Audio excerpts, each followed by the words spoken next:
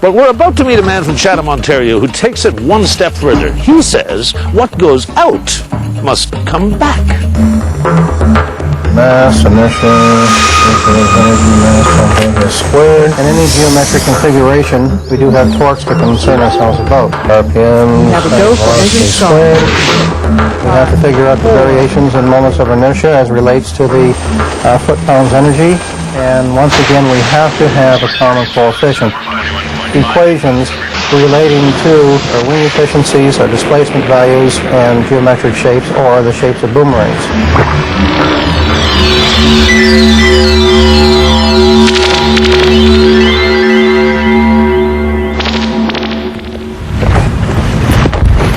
20 years ago, John Kreiderman read a National Geographic article about the physics of flight in general and boomerangs in particular.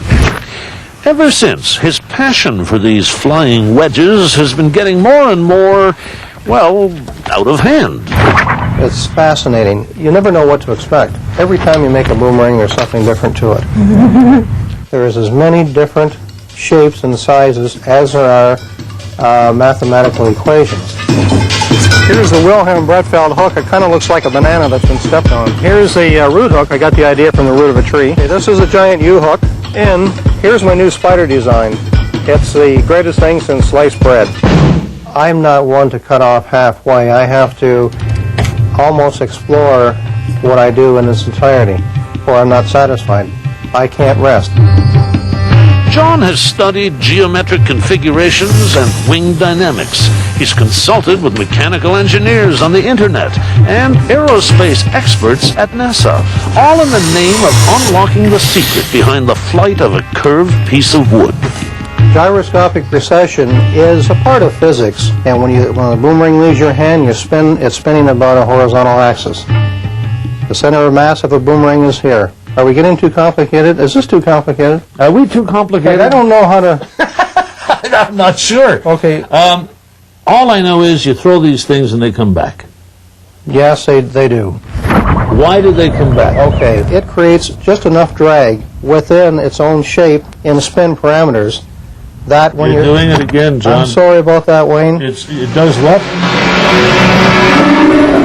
John's creations begin in a basement workshop as thin strips of pretty well any straight-grained wood. Once they're nice and pliable, we take them out of the steamer. There'll probably be 6, 7, 8, 9, up to 10 strips at one time.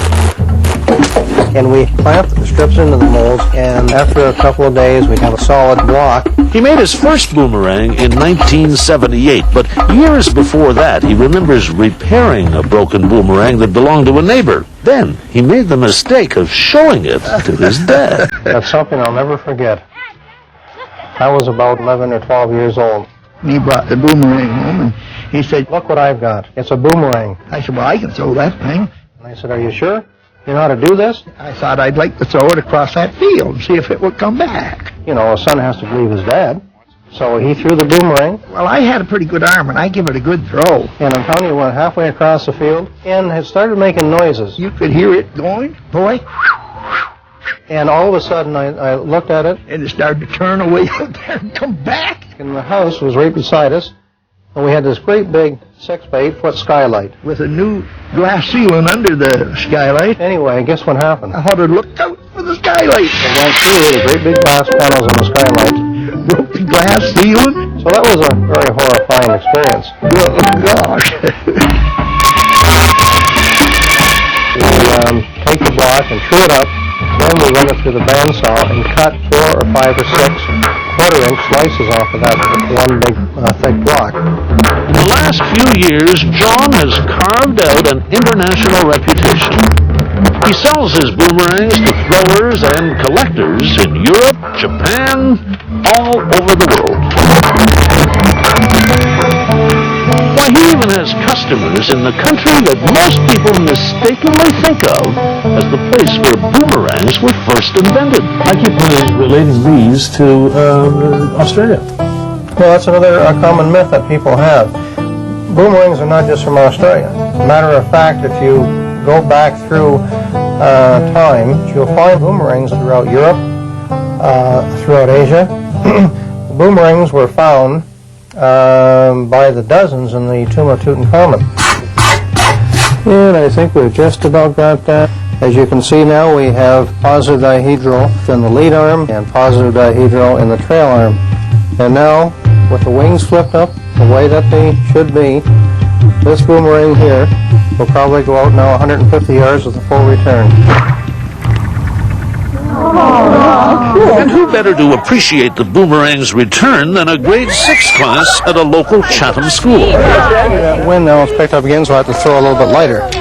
It's all part of John's long-term plan to elevate the status of the boomerang, not to mention the boomerang itself. Of course, just because something goes out and then comes back doesn't guarantee you're going to catch it. Nothing is that simple.